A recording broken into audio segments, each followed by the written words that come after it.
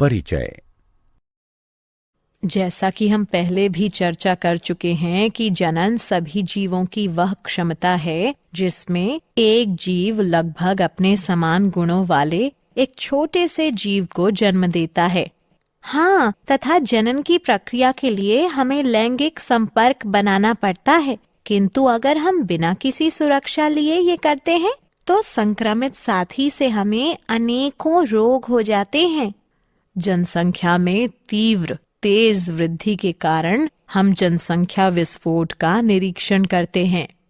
हाँ, ये सब मृत्यु दर में कमी और जीवन काल में वृद्धि का परिणाम है। तो आओ इस पाठ में हम जनन के बारे में विस्तार से चर्चा करें। उद्देश्य। इस पाठ के अंत में आप निम्न करने में सक्षम हो जाएंगे: जनन स्वास्थ्य के महत्व को समझना, यौन संचारित रोगों को पहचानना, जनसंख्या के नियंत्रण की विधियों को समझना, लिंग अनुपात को समझना, जनसंख्या आकार को पहचानना। जनन स्वास्थ्य। जनन स्वास्थ्य सामान्य स्वास्थ्य के वे सभी पहलू हैं जो कि एक मनुष्य के सामान्य, सुरक्षित तथा संतुष्ट जनन जीवन को बढ़ावा देने में सहायक हैं। यौन संचारित रोग। वे रोग जो यौन संबंधों द्वारा एक संक्रमित प्राणी से स्वस्थ प्राणी में संचरित होते हैं, यौन संचारित रोग कहलाते हैं। ये विभिन्न सूक्ष्म जीवों द्वारा, जो कि योनि, मूत्रमार्ग, गुदा और मुख के गर्म और नमी वाले वातावरण में रहते हैं, इनके द्वारा उत्पन्न होते हैं।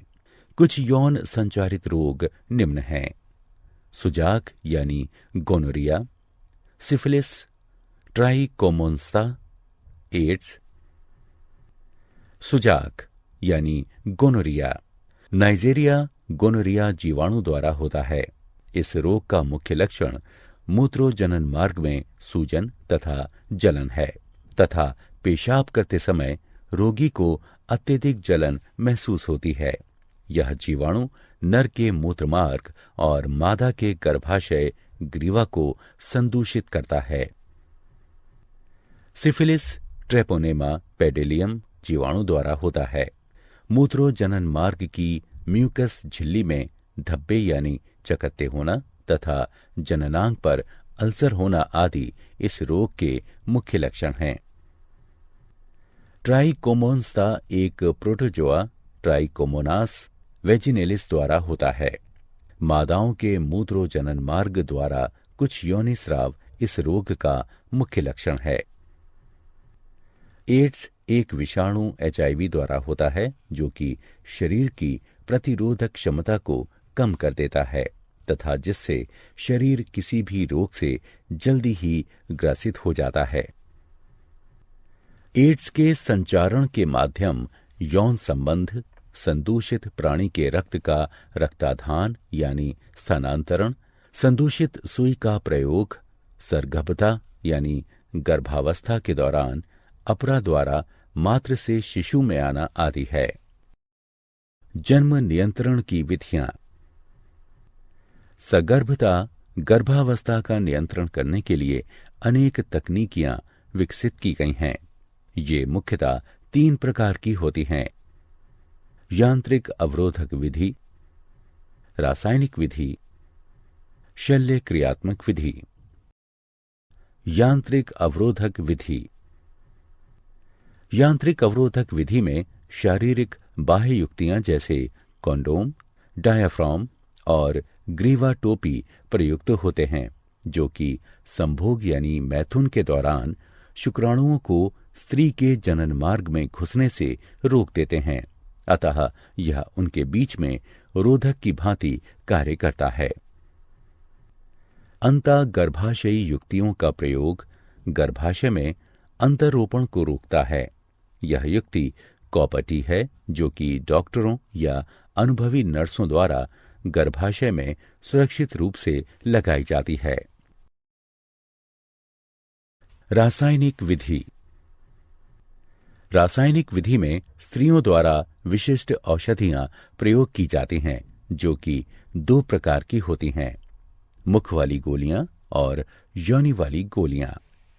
मुख वाली गोलियों को मुखीय गर्भ निरोधक भी कहते हैं, जो कि शरीर के हार्मोनों के संतुलन को बदल देती हैं, जिससे कि अंड का त्याग नहीं होता और निषेचन नहीं हो सकता है। शल्य क्रियात्मक विधियां। शल्य क्रियात्मक विधियों में नरों में शुक्रवाहक के एक छोटे से हिस्से को काट या बांध दिया जाता है। इसे शुक्रवाहक उच्छेदन यानी वासेक्टोमी कहते हैं। अतः शुक्रवाहक रोधित हो जाता है। इस प्रकार शुक्राणुओं का स्थानांतरण रुक जाता है। मादाओं में अंडवाहिनी नलिका शल्य क्रियाओं के द्वारा काट या बांध दी जाती है।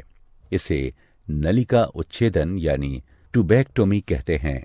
अतः अंड गर्भाशय तक पहुंचने में सक्षम नहीं होता है तथा इस प्रकार निषेचन नहीं हो पाता है। लिंग अनुपात। एक जन समुदाय में मादा तथा नर की संख्या का अनुपात ही लिंग अनुपात कहलाता है। एक स्वस्थ समाज के लिए मादा नर का अनुपात बनाए रखना अत्यंत आवश्यक है। कन्या भ्रूण हत्या के कारण हमारे समाज के कई हिस्सों में कन्या शिशु लिंग अनुपात का गिरना एक चिंता का विषय है। इसलिए जन्म से पहले भ्रूण के लिंग का पता लगाना एक कानूनन अपराध माना गया है। जनसंख्या का आकार। जनन की सहायता से जीव अपनी जनसंख्या में वृद्धि करते हैं। एक निश्चित जनसंख्या में जन्म तथा मृत्यु की दर जनसंख्या का आकार निर्धारित करती है। जनसंख्या में वृद्धि तब होती है जब जन्म दर मृत्यु दर से अधिक होती है।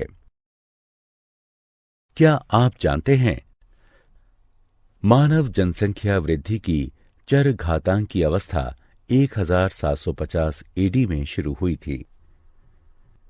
विश्व की मानव जनसंख्या अगले 30 वर्षों में 9.5 अरब तक पहुंच जाएगी। भारत ऐसा पहला देश बना जिसमें 1951 में सरकार द्वारा प्रवर्तित परिवार नियोजन को अपनाया। नाको राष्ट्रीय एड्स नियंत्रण संस्था। भारत ने 1987 में राष्ट्रीय एड्स नियंत्रण संस्था प्रारंभ की थी। प्रत्येक वर्ष 1 दिसंबर विश्व एड्स दिवस के रूप में मनाया जाता है। सारांश। आइए हमने जो कुछ सीखा है उसे संक्षेप में दोहराएं। मानव जनसंख्या में तीव्र वृद्धि जनसंख्या विस्फोट कहलाती है। इसका मुख्य कारण मृत्यु दर में तीव्र गिरावट और जीवन दर में तीव्र बढ़ोतरी होना है।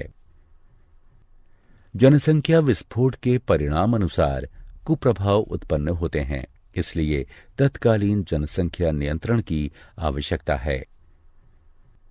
जनसंख्या वृद्धि परिवार नियोजन कार्यक्रमों के द्वारा रोकी जा सकती है, जिसके अंतर्गत विभिन्न प्रकार के यांत्रिक, रासायनिक, शल्य क्रियात्मक और प्राकृतिक विधियां आती हैं।